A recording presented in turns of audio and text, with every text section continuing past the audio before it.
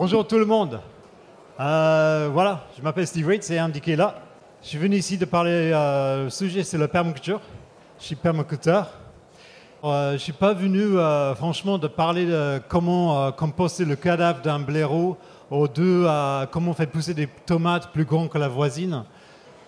D'ailleurs, à quoi sert-il de faire pousser des tomates plus grandes que la voisine si demain mon potager aux bouches du Rhône sont inondés à cause des montées des eaux? Le monsieur peut-être il va me dire que mes tomates sont déjà salées, c'est pas grave. Je vais répondre, mais c'est salé et plastifié, parce que n'oublie pas que dans les eaux, il y a de la plastique. À quoi sert-il de faire pousser des tomates plus grandes que la tête de la voisine si demain je chope une tétaneuse dans mon potager et je meurs avec parce que les antibiotiques ne marchent plus? À quoi sert-il de pousser des tomates plus grandes que le montgolfier, mon héritier qui va le faire?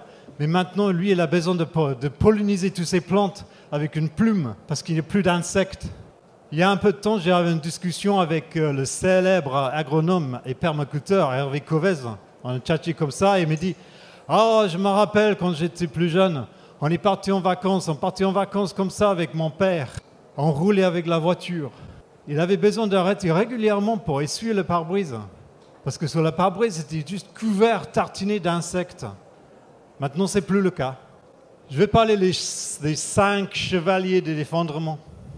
Je les appelle comme ça. Le premier avec son masque de papillon. On lui appelle changement climatique. Le deuxième avec son cheval qui traîne les cadavres d'animaux et les troncs d'arbres morts derrière. Il s'appelle dégradation de l'environnement. Le troisième avec son cheval de luxe enchaîné derrière les pauvres et les démunis. On lui appelle l'inéquité, l'inégalité et l'oligarchie. Le quatrième, un traîneau rempli de formulaires, de démarches administratives, des procédures. On lui appelle enchevêtrement. Mais les beaucoup plus connus sont avec son sous-nom qui est « Merde, c'est compliqué ». Le cinquième, il a son apparence qui change tout le temps. Parfois, c'est la famine, parfois c'est la guerre, parfois c'est les catastrophes naturelles. Lui, il s'appelle choc extérieur. Ces 5 chevaliers si bien connus aux civilisations disparues, même les plus grands, ils n'ont pas pu résister. Ces 5 chevaliers sont à nos portes maintenant. Ils ont commencé leur travail. Ce sont les plantes bio-indicatrices d'un effondrement. Mais je suis permaculteur, donc je ne suis pas venu ici pour parler des problèmes, mais plutôt des solutions. Une grande différence entre nous et les civilisations passées qui s'est effondrées, c'est que nous, on est au courant de ça. Grâce à nos chercheurs dans les sciences sociales et autres, on sait que ce sont des critères, les précurseurs d'un effondrement. On sait qu'ils sont là. Donc nous, on peut agir. Et pas demain, aujourd'hui. Il n'est pas trop tard de changer de cap, de prendre le gouvernail et dériver ailleurs. Vous le savez déjà que la permaculture n'est pas que du jardinage, c'est tout autre chose. Là, je parle, si vous nommez ça quelque chose, c'est la permaculture sociale. C'est important d'agir, mais c'est important aussi de ne pas faire n'importe quoi. Alors, par exemple, on a un principe, une approche, si vous voulez. On va préserver tout ce qui marche bien. Ça semble normal. Si ce n'est pas cassé, on ne va pas le réparer. On va changer des choses qui ne marchent pas bien. Par la suite, on va éliminer tout ce qui nuit à la santé de nous et tous les autres habitants de la Terre. Moi, je peux commencer ça tout de suite, chez moi. Je peux commencer à regarder comment je consomme, je peux commencer à produire un petit peu, commencer à changer. Pourquoi est-ce que je suis dans une voiture? Pourquoi est-ce que j'ai besoin de me déplacer? Quand je suis en train de faire mes courses, je regarde, est-ce qu'il y a le plastique? Si il y a le plastique, je n'achète pas. La permaculture fait appel à l'intelligence collective. Donc ça veut dire qu'on fait appel à vous et à nous. On a au cœur de la permaculture des bases éthiques. Et ce n'est pas un truc, oh, c'est trop concept, les éthiques. C'est pas ça du tout. Ils sont là pour nous guider. Ils me guident tout le temps par rapport à mes actions et comment je veux prendre des décisions, comment je veux concevoir un village, une ferme, un business, peu importe qu'est-ce que c'est, peu importe quel type de système. Il me guide aussi par rapport à la mise en œuvre de ce système. Prends soin de la terre. Si on commence à prendre soin de la terre, les deux chevaliers d'effondrement, là, changement climatique et destruction de l'environnement, ils sont virés. Parce qu'on va prendre soin de la terre. Prendre soin des humains. Ça veut dire que l'inéquité, l'oligarchie, et les échauffements, voilà, l'autre, merde, c'est compliqué, ça veut disparaître aussi. Depuis genre 8000 ans, on a commencé à créer des systèmes qui sont de moins en moins adaptés à l'être humain. Les principes que je viens d'élucider, de l'éthique, prendre soin de la terre, prendre soin des humains, ça, ils nous aident à nous guider, à changer de cap et à reconstruire tout autrement. Ce qu'on a construit jusqu'à ce moment, on peut reconstruire, on peut faire autre chose. C'est pas compliqué. Je prends un exemple. Je rentre chez moi hier et il y avait quelqu'un qui avait allumé un feu dans le jardin. Dans la fumée sortait comme ça, ils ont vient de couper, tailler les haies, choses comme ça, je sais pas quoi, et c'est en train de brûler dans le jardin. Cette personne avait deux choix. Soit faire un feu de jardin, créer de l'odeur, la pollution et des cancers, parce que le feu de jardin, le fumée de feu de jardin est 20 fois plus carcinogène qu'un fumée de tabac. Ou ils ont pu décider, je fais du compost. Et ce qu'on nous on aime bien, c'est qu'on prend des décisions et une cascade de bénéfices qui suit. On fait du compost, on a un meilleur sol. Avec un meilleur sol, on a des meilleures plantes, les plantes qui sont plus nutritives. J'ai une meilleure santé, j'ai un meilleur bien-être. J'étais au sud de l'Espagne récemment, c'est pareil. Il y a de plus en plus de zones qui sont à risque des incendies. On peut voir ce qu'on peut faire par rapport à ça, mais il y a des démarches déjà. En fait, on regarde comment on a fait dans le passé, ça s'est passé comment. On regarde les traditions qui étaient là avant. On regarde les recherches modernes, scientifiques, pour trouver des astuces, pour trouver des indicateurs qui peuvent nous aider. Alors c'est possible d'avoir des chèvres et des moutons qui débroussaillent. C'est possible pour ma commune de soutenir les gens parce qu'ils rendent un service à la commune. Ils nous protègent des incendies. Donc voilà, la commune et nous, la mairie, peut aider cette démarche. Pendant 30 ans, j'ai proposé des formations afin de partager l'outil qui est à la permaculture avec autant possible de personnes. Donc ça fait 30 ans, ça fait beaucoup de formations, je me déplaçais beaucoup à droite et à gauche, je continue à le faire, mais je parle davantage maintenant de l'urgence d'agir. Et la permaculture sociale, c'est-à-dire que ce n'est pas que du jardinage, on travaille aussi avec le bâtiment, l'économie, la gestion d'eau, la gestion du sol, la gestion des forêts, la gestion holistique du paysage. On travaille avec tout ce qui concerne la vie. Nous on a lancé récemment une initiative qui s'appelle Ma Commune en Action. C'est Permaculture Ma Commune en Action. L'initiative est là pour encourager les gens à prendre en main leur commune, agir à ces niveaux-là, pour les transformer. On utilise l'outil qui est la permaculture pour transformer nos communes, pour les rendre durables et résilientes.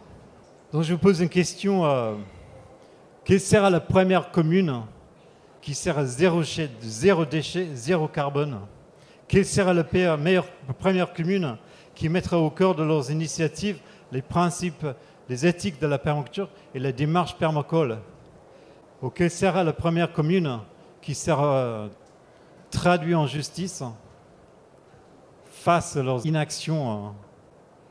Il y a des générations aujourd'hui, et je le remercie énormément, des jeunes personnes qui sont en train de manifester pour le climat. Pour un vieux comme moi, c'est soulageant. Moi, je me suis senti seul pendant très longtemps. Et là, on commence à sentir que voilà, il y a une nouvelle génération qui se motive, qui se dit non, c'est pas possible, on continue comme ça. 2050, 2020, des années un peu clés dans les mondes scientifiques, on en parle des choses, les pics pétrole, le pic phosphore, pic ceci, pic cela. Ça, c'est les moments où on sait donc que des générations d'aujourd'hui, qui des jeunes, ils vont vivre beaucoup plus longtemps que moi. Et qu'est-ce qu'ils vont hériter comme planète? Nous, on peut agir maintenant. On peut changer ça. C'est pas trop tard, pas du tout trop tard. Alors c'est possible pour moi de rentrer chez moi, c'est possible pour moi en 2020, il y a des élections, on peut changer les choses, on peut agir au niveau local. C'est toujours une démarche dans la permaculture, c'est action locale. C'était toujours comme ça. J'ai plus ou moins fini la polémique là. Et du coup, j'attends la première question. Bonjour, j'ai une question un peu plus générale. On entend beaucoup de discours très alarmistes, qu'on va droit dans le mur et que la seule chose qu'on peut changer, c'est la vitesse à laquelle on va atteindre le mur. Et vous avez tenu des propos tout à l'heure plutôt positifs. Donc qu'est-ce qui vous permet de dire qu'aujourd'hui, on peut encore changer les choses ?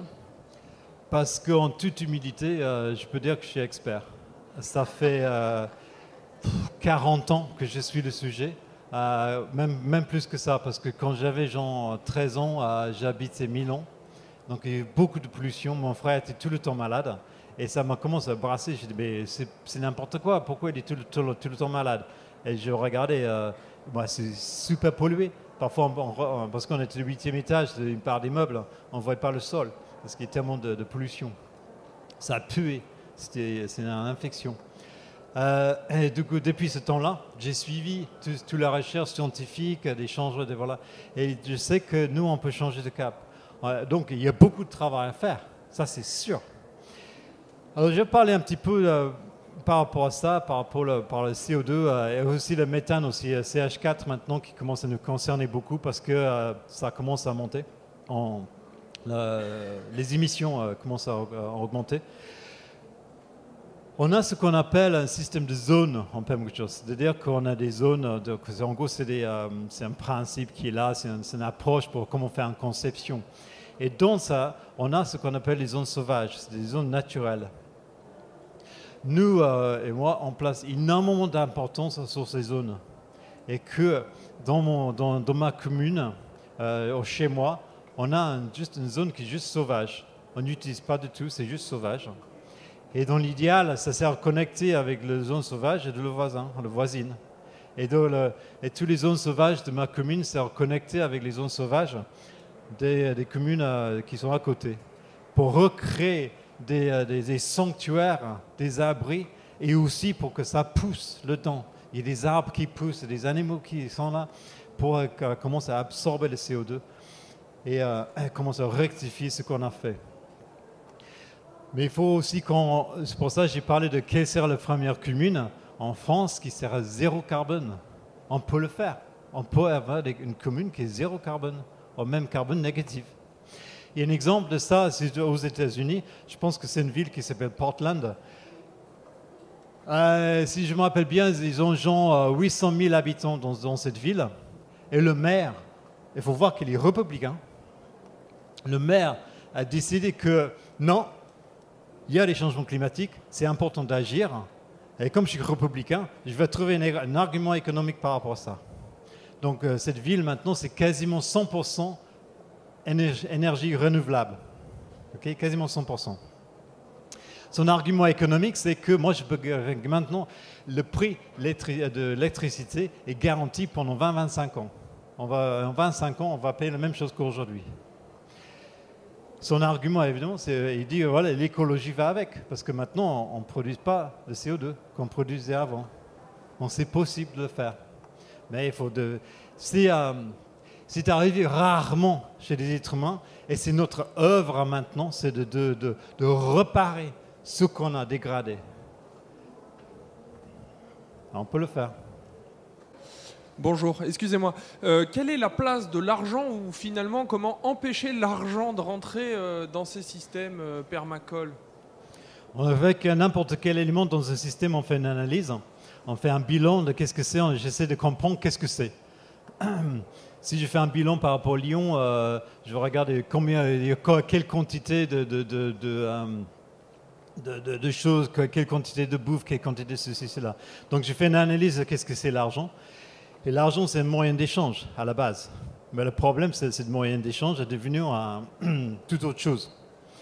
Du coup, moi, j'ai assisté à le démarrage de 7 systèmes d'échange, des monnaies complémentaires. Donc ça, c'est une possibilité aussi de faire ça. Mais ça dépend du contexte. Alors si dans ma commune, on décide d'avoir une monnaie complémentaire, un système d'échange local, il y a des impacts au niveau de l'économie. Il y a des gens je fais une analyse d'un village. Donc c'est peut-être un village où j'ai habité avant. Et dans ce village, les gens, c'était surtout un village dortoir. Les gens, ils arrivaient, ils partaient travailler, mais à l'extérieur. Et puis ils faisaient leurs courses à l'extérieur et ils revenaient le soir. Quand ils ont leurs salariés qui arrivaient sur leur compte bancaire, ils avaient, dans une manière hypothétique, le village était plus riche. Mais le problème, c'est qu'il n'y avait que dalle à acheter dans le village. Donc tout le monde a acheté ça à l'extérieur. Alors, avec un système d'échange pour les monnaies complémentaires qui sont locales, on garde cette énergie au sein du village. Donc ça circule au sein du village. Donc c'est un peu long et compliqué à expliquer parce que il y a plusieurs critères dedans. Mais dans le permaculture sociale, on regarde cette histoire, on regarde la science de l'économie, la sociologie, l'anthropologie, la neuropsychologie, la psychologie, la sociobiologie. On essaie de faire des analyses d'utiliser tous ces outils. Et on a beaucoup de connaissances qui peuvent être super utiles pour nous aujourd'hui à changer de cap et recréer des choses, faire ça autrement. C'était un peu vague la réponse, mais bon, sinon c'est très très long. Est-ce qu'il y a quelqu'un d'autre qui a une question? Bonsoir. Justement, sur la permaculture urbaine, je voulais avoir peut-être votre éclairage sur quel territoire investir pour que ce soit le plus durable, pour que cette permaculture soit valorisée et qu'elle soit... voilà. La démarche Ma Commune en Action, c'est pas que pour les villages, les terroirs, c'est aussi pour les villes. C'est une continuation de Rob Hopkins, le mouvement de transition, mais c'est adapté à la France parce qu'on a des élections qui viennent et les mairies en France, c'est beaucoup plus important, ils ont plus de pouvoir que les mairies en Angleterre. Alors par rapport aux villes, la permaculture urbaine, moi j'ai créé des jardins sur les toits, j'ai créé des jardins sur les balcons, un peu partout, à droite à gauche, des fermes urbaines. Mais il n'y a pas que ça. C'est-à-dire que je regarde une ville, c'est un organisme, et il y a des besoins et des produits, et il y a tout ce qui circule à l'intérieur. Donc il faut voir qu'on revient sur tout le temps sur ça en ce moment. On va vraiment insister que tout dépend du contexte.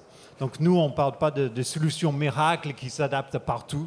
Ça dépend de vous, votre intelligence collective, vos connaissances, vos savoir-faire qu'on valorise énormément. Mais tout dépend du contexte. Mais quand on regarde une ville, en général, quand on regarde les démarches de permaculture sociale, c'est-à-dire la neuropsychologie, l'architecture, la sociobiologie, on constate que les villes ne sont pas du tout adaptées à l'être humain. Okay? Donc il y a plein de choses par rapport à la géométrie de l'espace, l'angularité, sans parler de la pollution, sans parler de plein de trucs. C'est une longue liste des choses qui ne vont pas. Mais il y a quelque chose qui ne va pas aussi, c'est que c'est au-delà de l'échelle de l'être humain. Les villes sont trop grandes et il y a trop de monde. Donc une des premières démarches que nous on parle, c'est de qu'est-ce qu'on peut faire par rapport à une ville, comment est-ce que je peux agir dans ma ville. Alors il y a longtemps j'ai habité à Londres, qui est en Angleterre, ouais. Et nous on a décidé à un moment donné, Londres c'est assez grand, c'est une grande ville, il y a beaucoup de gens. Donc on a dit qu'est-ce qu'on peut faire? Mais on va commencer avec notre quartier. Alors on a délimité un petit peu notre quartier dans nos têtes. On a fait un espèce de dessin comme ça. Et puis on a commencé là. Donc on a commencé à créer un système d'échange. On a commencé à regarder à droite, à gauche, qu'est-ce qui pousse déjà qui est comestible. Et après on a commencé à regarder qu'est-ce que nous on peut faire pousser. Après c'est pas que ça. Il y a aussi le travail.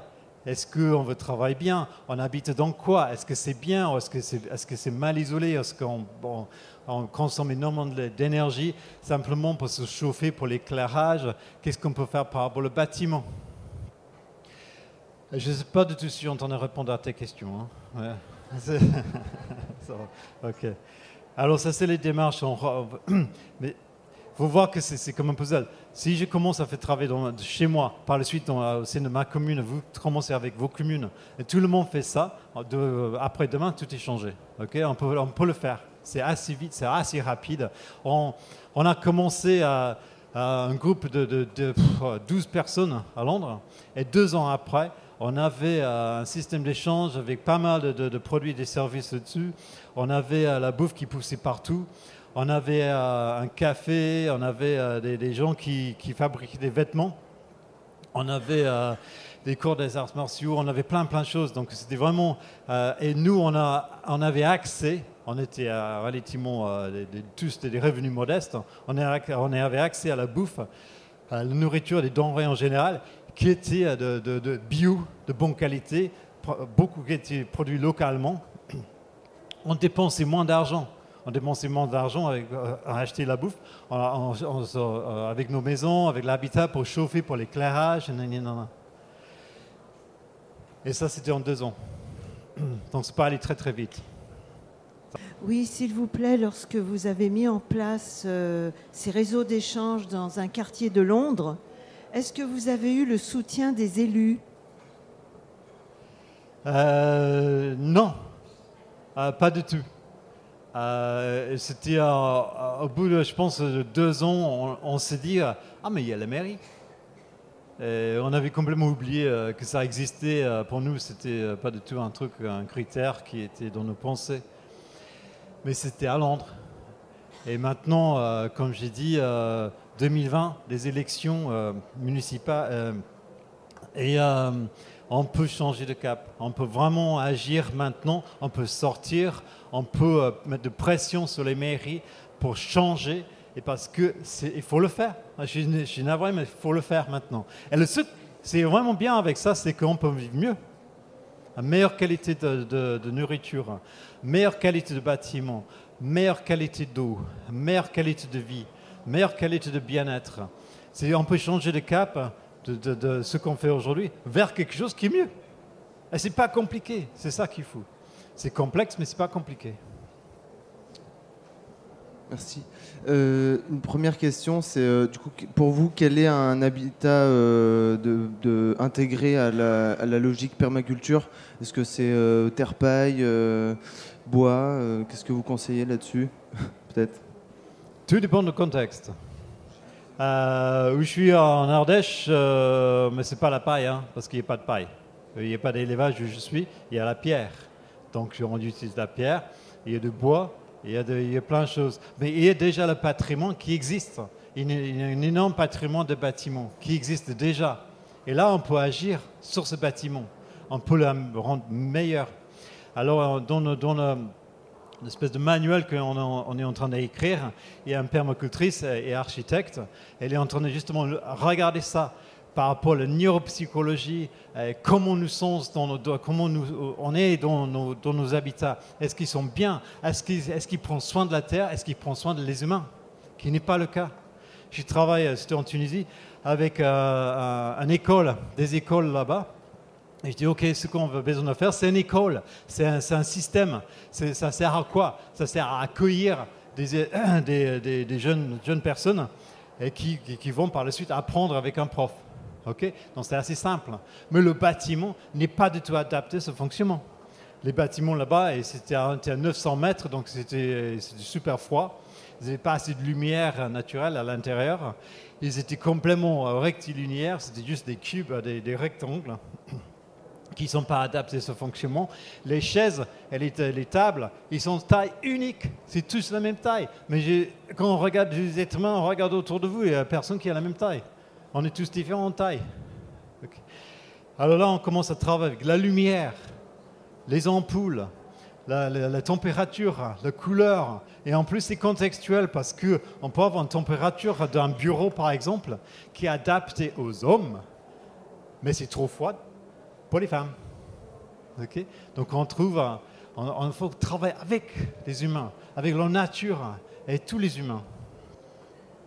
Voilà, je pense que une forme de bâtiment que vous conseillerez du coup si c'est pas rectangulaire, à part s'adapter aux besoins locaux, mais est-ce que vous avez travaillé sur des pièces, des classes par exemple circulaires, je sais pas Pas forcément circulaire, mais arrondi. Ouais. D'accord. Donc si on a le bâtiment qui est déjà là, on va faire en sorte d'arrondir des angles.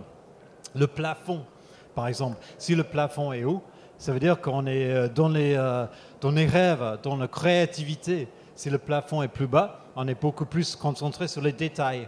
La couleur, si la couleur est rouge, on est plus dans les détails. Si c'est plus bleu, on est plus dans l'imaginaire.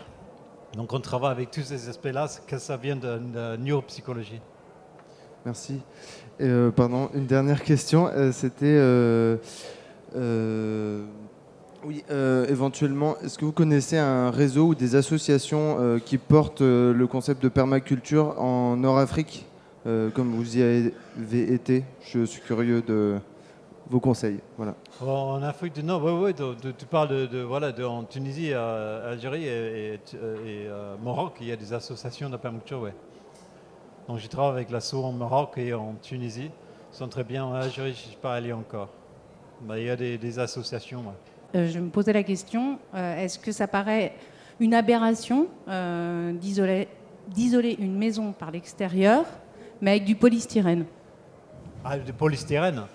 Parce qu'il y a des histoires de budget, c'est-à-dire, bien sûr, les matières naturelles. Alors, premièrement, pour isoler un village, pour isoler une maison, je commence à l'extérieur. Ça veut dire que je commence avec le paysage. Je regarde le paysage et qu'est-ce que je peux planter, où est-ce que je peux placer le bâtiment pour que ce soit abrité des vents. Dans le contexte que j'ai besoin de faire ça. Si c'est dans un pays tropical, c'est le contraire. Et par la suite, je vais essayer de trouver des matériaux qui ne sera pas un problème pour les générations futures. C'est-à-dire que plutôt même plus loin que ça, qui sera une ressource pour eux. Donc si la maison que j'ai fait en Bretagne, si jamais mes enfants décident de changer l'isolation, mais ils sortent l'isolation, donc c'est des copeaux de chambre, ils mettent ça dans le potager, ça va composter, voilà, et puis refaire avec quelque chose d'autre. Donc c'est une ressource pour eux. C'est pas un peu... parce que là, on va hériter des milliers de kilomètres cubes de laine de verre, laine de roche. Je ne sais pas du tout qu'est-ce qu'on va faire avec, mais bon, on va trouver une solution, j'imagine. Oui, bonjour. Moi, j'ai une question générale sur la permaculture. Pour les gens qui n'y connaissent pas grand-chose, qu'est-ce que vous conseillez pour s'approprier cette notion le mieux possible? Je sais que via l'université populaire, il y a des stages qui sont possibles. Est-ce que vous conseillez sinon de la lecture ou d'autres formes? Ouais, donc un petit pause pub là. Moi et l'équipe de personnes avec qui je travaille pour les formations, donc c'est des formations de 10 ou 12 jours qui se basent sur le programme international de la permaculture. Donc ça veut dire qu'on va parler de sol, on va parler des forêts, on va parler de gestion d'eau, on va parler de gestion de l'énergie, on va parler de l'habitat, on va parler de permaculture sociale, l'économie, tout et tout et tout. C'est dans le cadre de ma commune en action. Donc on est en train de mettre entre les mains des gens des pistes de réflexion, pas des solutions, parce que tout dépend du contexte, mais des pistes de réflexion. Fait appel encore une fois, c'était intelligence collective.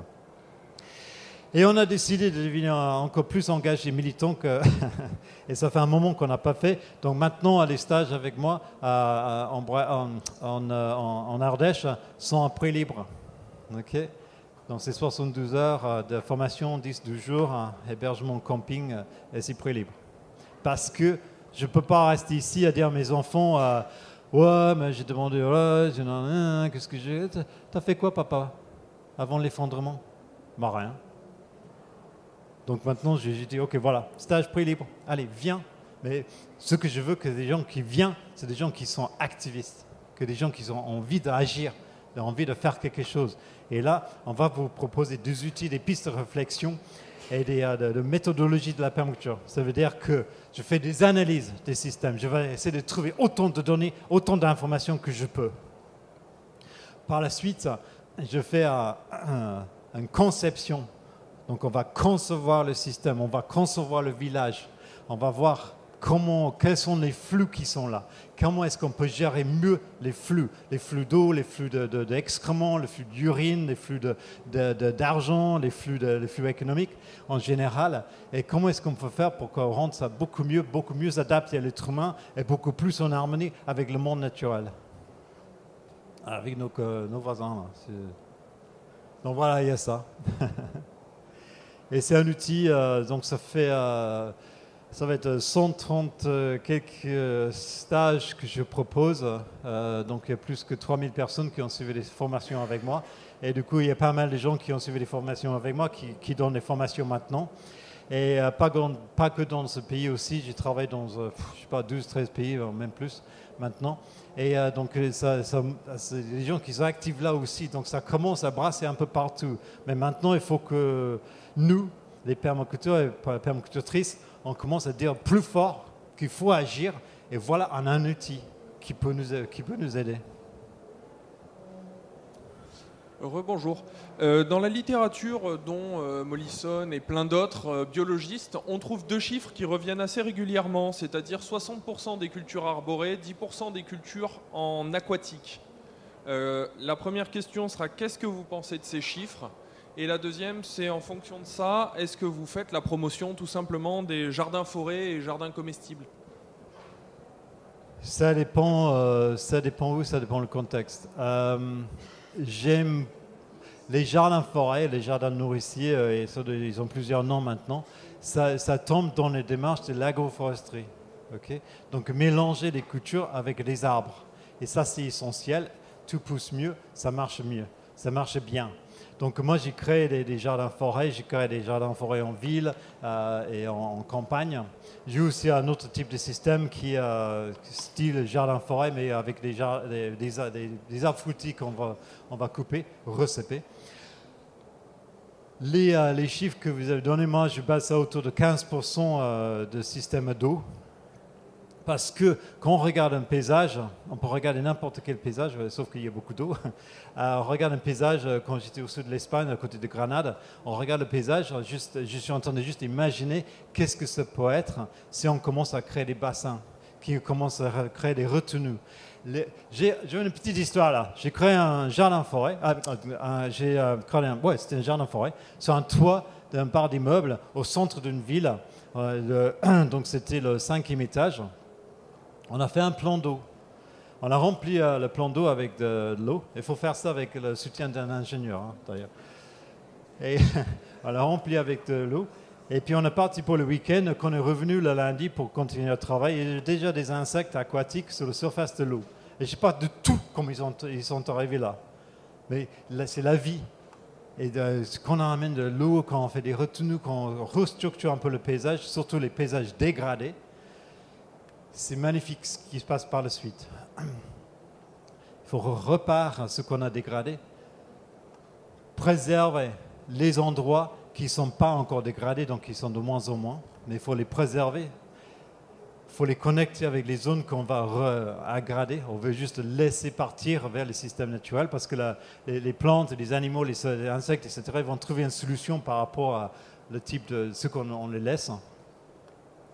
Et après, on se concentre beaucoup sur la partie de c'est quoi notre place sur cette planète et qu'est-ce qu'on peut faire pour faire en sorte que nous, on est en harmonie avec toutes les autres choses, qu'on vive mieux, on vive bien. Alors, je vous remercie beaucoup pour votre intervention et moi, je voulais savoir si vous avez parlé de la permaculture en ville, urbaine.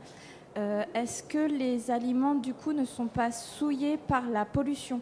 Est-ce qu'ils sont consommables? Ok, ça c'est très souvent que ça arrive. Ok, alors, ouais. Quand je suis en ville, première chose, on regarde ce qui se pousse déjà. Je suis dans la campagne, des gens disent voilà, il y a toutes ces choses qui poussent qui sont comestibles. Peut-être c'est les plants sauvages comestibles qui sont très bons pour nous d'ailleurs. Il faut les retrouver. Si je suis en ville, je fais un bilan. Je vais essayer de trouver des informations par rapport au quartier où je travaille, ou les zones où je travaille, pour voir si c'était ils avaient quoi là avant.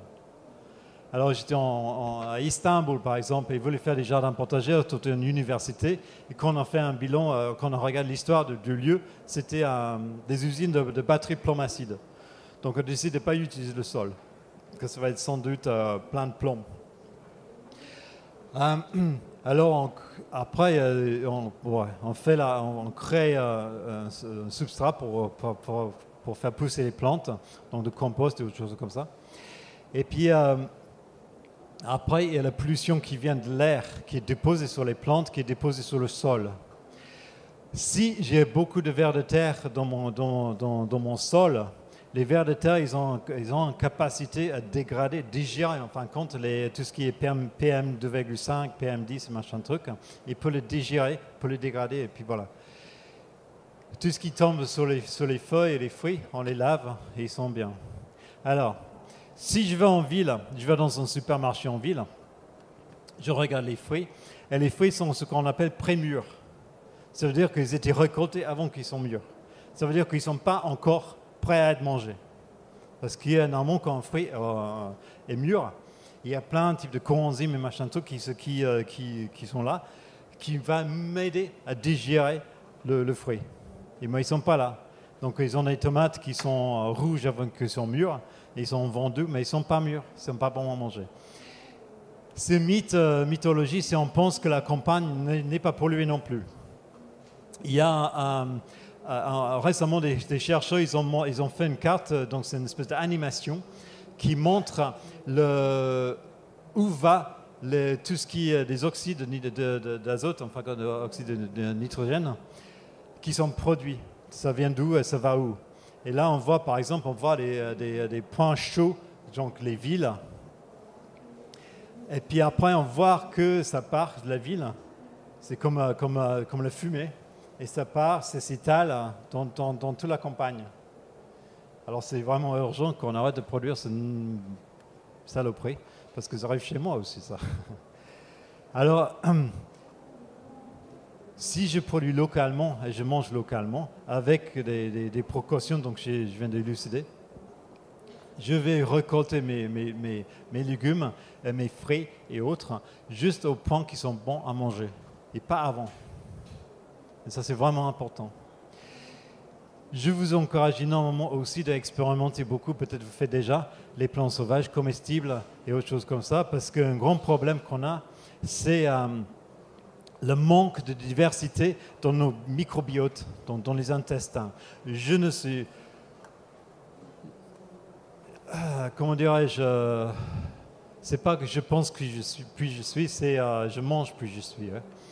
Alors, quand je mange, il y a de tout le microbiote qui va m'aider à digérer ce que je mange. Alors, j'ai besoin d'une grande diversité de bactéries principalement dans mes intestins, pour m'aider à digérer, d'être en bonne santé et d'avoir une bonne espérance de vie. Si je mange très pauvre variété de choses, j'aurai une pauvre diversité dans mes intestins.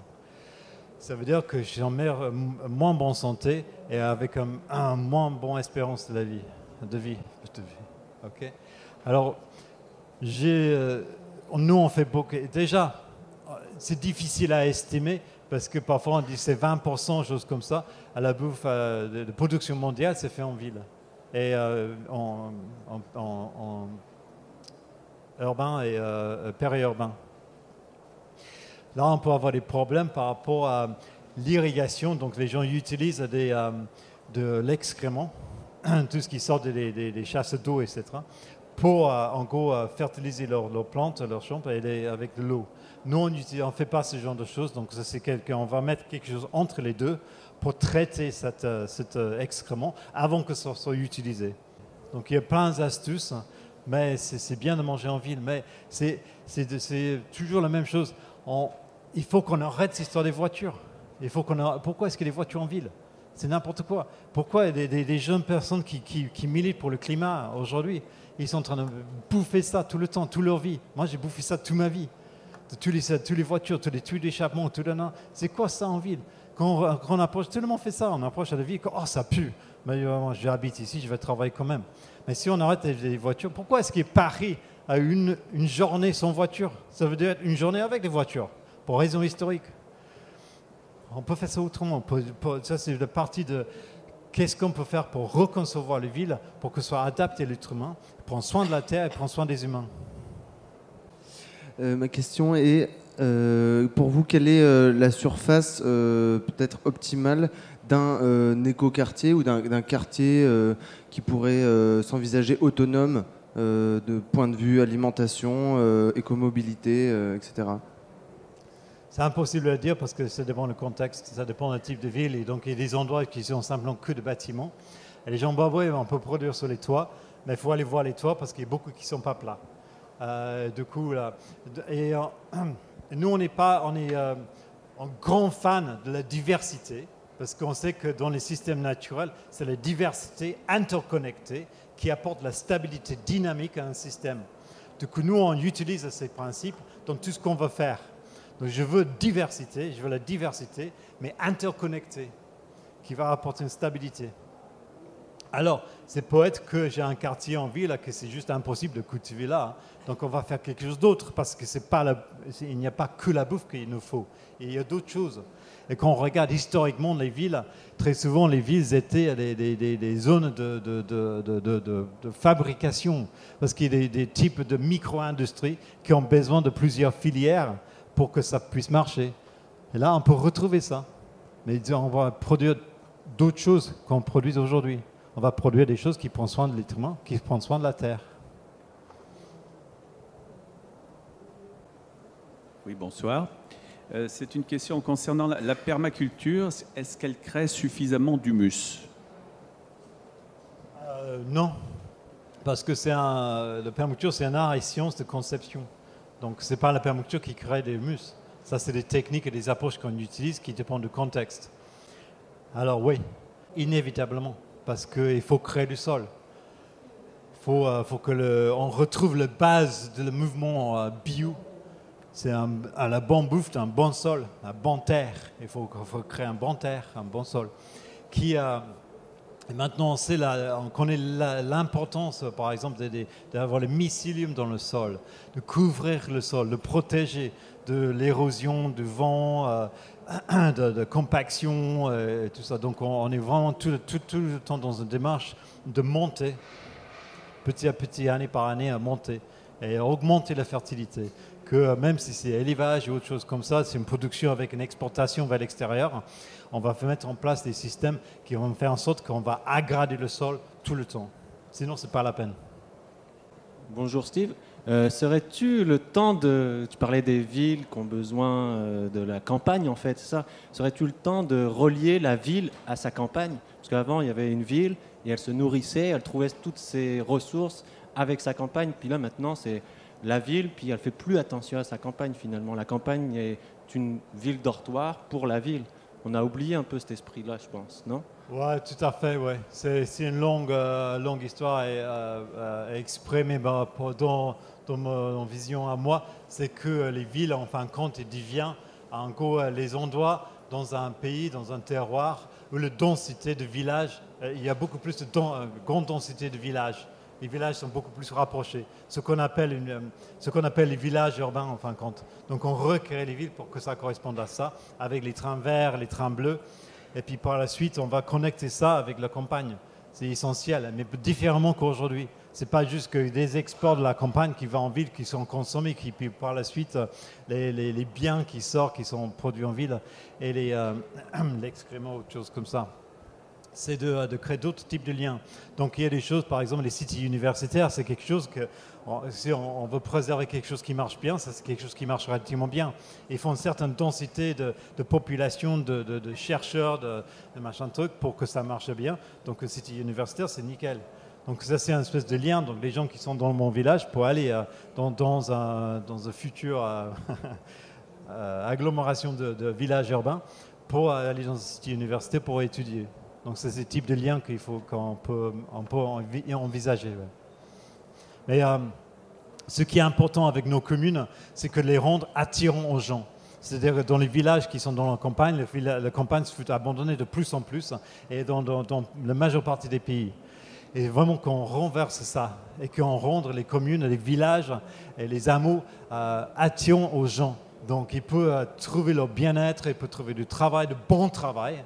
Et pour trouver des divertissements, fun, il peut s'amuser, il peut faire plein de choses. Donc il faut encourager les gens à arrêter d'aller en ville, à rester dans la campagne, et encourager les gens qui veulent quitter les villes d'aller dans la campagne. Parce que vous voyez qu'il y a des villages qui sont juste, en France, en Bretagne, là, il y a juste abandonnés. Il n'y a plus personne qui vit dedans. Et ça, c'est une cascade c'est une cascade vicieuse parce que Dès que de plus en plus de gens qui quittent les villages, qui vont aller en ville, il y a moins en moins de services, moins en moins de divertissement, moins en moins de production, ou choses comme ça dans les villages. Donc c'est juste une spirale qui fait ça jusqu'à que le village meure.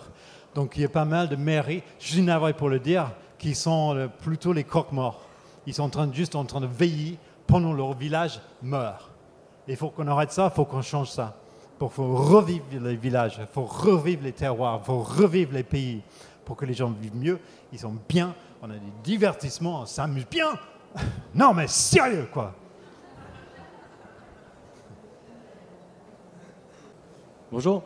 Alors justement, qu'est-ce qu'on peut faire nous en tant que citoyens pour mettre notre commune en action? S'informer de qu'est-ce que c'est la permaculture et d'apprivoiser un peu cet art et cette science. Il faut voir que je ne suis pas en train de dire ça parce que moi je suis permaculteur, tout le monde fait ça. C'est parce que c'est le meilleur outil que j'ai trouvé quand j'étais plus jeune qui nous aide à faire ça. Donc c'est juste un truc de... Comment dirais-je? On appelle ça la permaculture, mais c'est un truc qui est basé sur les pratiques traditionnelles. On regarde ça, le paysage, on regarde ça, on regarde les sciences, les technologies d'aujourd'hui et de demain. On regarde plusieurs choses. Mais ce qui est au cœur de ça, c'est un système de réflexion et de conception et de mise en œuvre. Il y a ça. Et après, c'est de trouver des alliés dans le village, des gens qui sont de parler aux gens, les informer que les 5 chevaliers de l'effondrement rôdent et puis voilà, il faut agir maintenant, sinon c'est fini quoi. C'est bon? Ok, merci beaucoup et d'être venu.